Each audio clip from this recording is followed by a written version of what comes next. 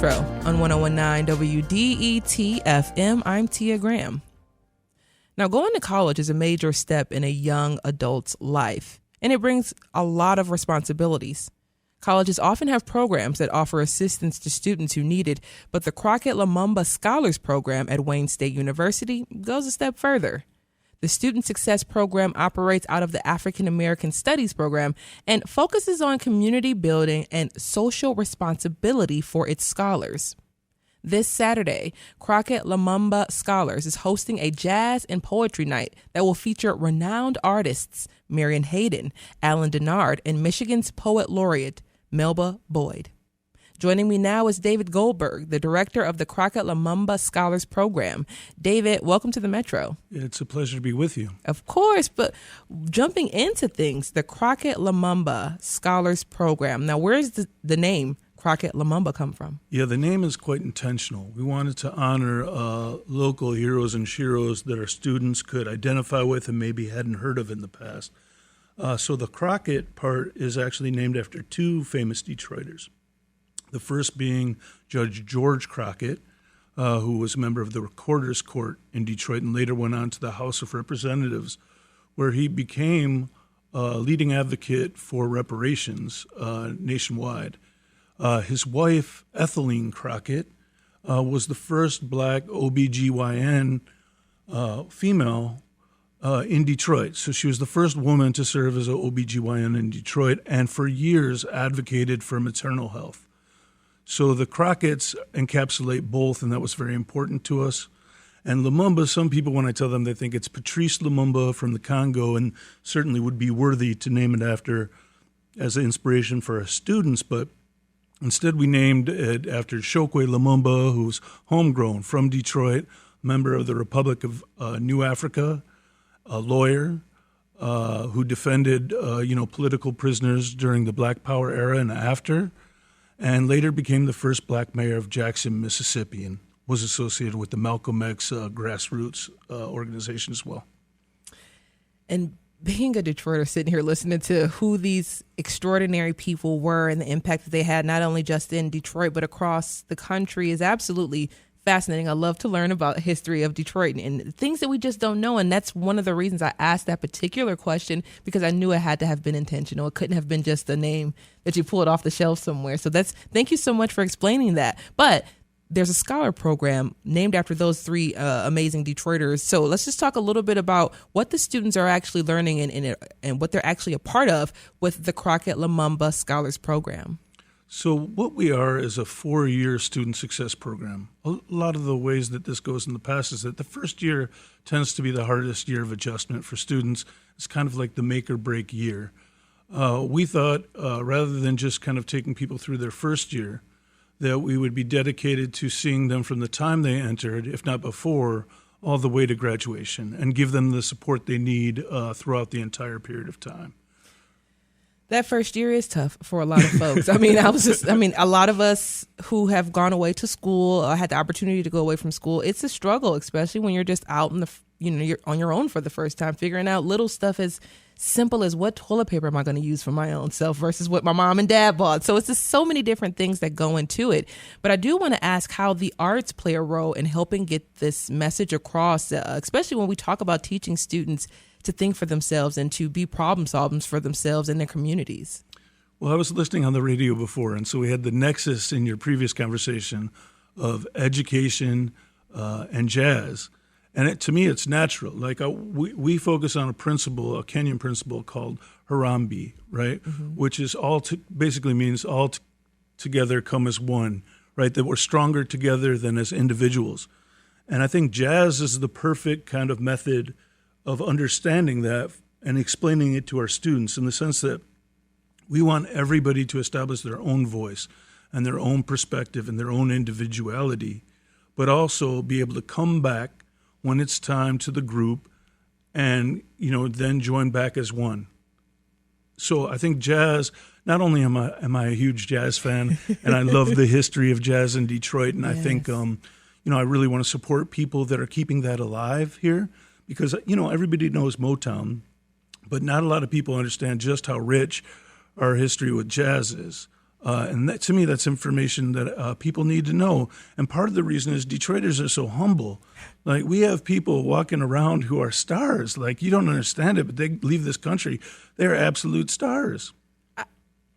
I don't even, David, I don't even know how to get into that with folks sometimes when we talk about even the folks who work here at WDET. We get to work with Wajid and listen to Wajid. Wajid is an international star. Yes. Same thing with Shigeto and so many other voices that are here and just walk through the city of Detroit. And it's just like, we are walking near actual stars. And Detroiters are so humble about it. They act like they're not even famous people. But that's the best part, right? Again, that's really what we want to teach is like, you do what you do and try and do it as well as possible. But there's a broader sense of responsibility that you always have to come back to. I mean, look, quite frankly, black people are under attack throughout this country, along with many other groups of people. And so we have to learn how to develop ourselves as thinkers and fighters, which I think we'll get to in a minute. Yes. But, I think that's, it's very important for people to be able to come together, especially at times when we're being told that we have no power. Especially at a time when we're told we have zero power. I am joined in studio right now by David Goldberg. He is the director of the Crockett Lumumba Scholars Program at Wayne State University. Also joining us now is Dr. Melba Joyce Boyd. She is a professor emeritus of African American Studies at Wayne State University and the poet laureate of the state of Michigan. And this Saturday, August 16th, they are hosting a jazz and poetry fundraiser called Homegrown, and it will feature Melba Boyd and other local artists. So Melba, thank you so much for joining us on the Metro. Thanks for having me. Of course. So, Melba, when we talk about poetry, especially a term of a literary form there, why do you think it's so imitating as a literary form? What makes it so intimidating? Well, it's the most difficult of all of the written forms of expression because it is very intense. And so it's very difficult, and it operates in dimensions. The words work together. They also work in between lines, inside lines. So it's very difficult to master poetry, I think. And when at least the poetry that I aspire to write. Mm-hmm. And when we talk about your poetry and your style of poetry, you're an award-winning poet and author. In what ways do you teach young people how to navigate through your form of poetry? Like you were saying, it's a little bit more daunting there. But, once kids go through it or young people go through it, what are some of the things that you're seeing from them? Well, actually, I teach. When I teach, when I was teaching in the classroom, I was teaching culture. Mm-hmm. And I wasn't teaching students to write poetry. That's a different experience. The point of teaching poetry is critical to understanding the evolution of African American culture, period. Before Black people were, shall we say, legally were allowed to learn to read and write, they were, writing oral poetry. It's part of the tradition that was developed alongside music. And that tradition and that relationship has been pretty consistent for the last, 300 years. So one thing for sure is Black poetry is very much dominated by sound. There are different poetic forms that are much more dependent on visual.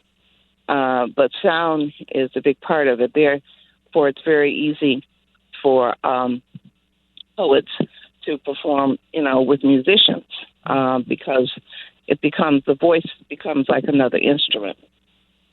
Yes, and Melba, when we talk about performing with musicians, could you talk about your favorite aspect of performing with musicians or performing with live music?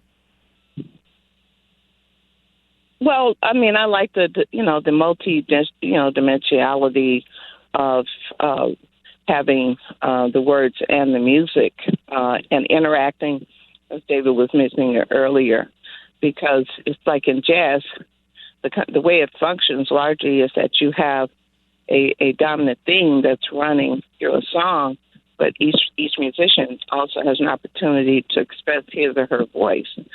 With poetry, I'm reading poetry, but then the musicians are responding to me, and I'm responding to the musicians. I mean, we actually, we rehearse. Yeah. It's not I just come and then their background music. There's an actual performance that's occurring, and the different musicians have and also then respond differently to different parts of my poetry. So that's always very exciting to see how they vibe off of what I'm bringing to the conversation. And I love that jazz is already this beautiful conversation that's happening on stage, whether, with the music and the instruments and the folks around. Exactly. But then when you add a poet, it turns into this, complete and utter, totally different thing. I love watching live poets with a live band, especially jazz. But Melba, bringing David back into this conversation as well. So I'm going to ask this to both of you. But one of the program's goals is drawn from a quote by General Gordon Baker Jr., who was a labor activist in the city of Detroit and beyond.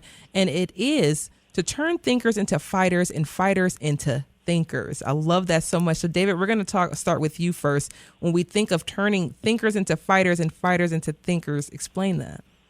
Yeah, I think everybody has the capacity to do more than they perhaps believe they can do. Yeah. And it's important if you're somebody that thinks about things passionately to then provide actions to back that up, right? So people might just spend their time thinking about something but not really trying to activate it.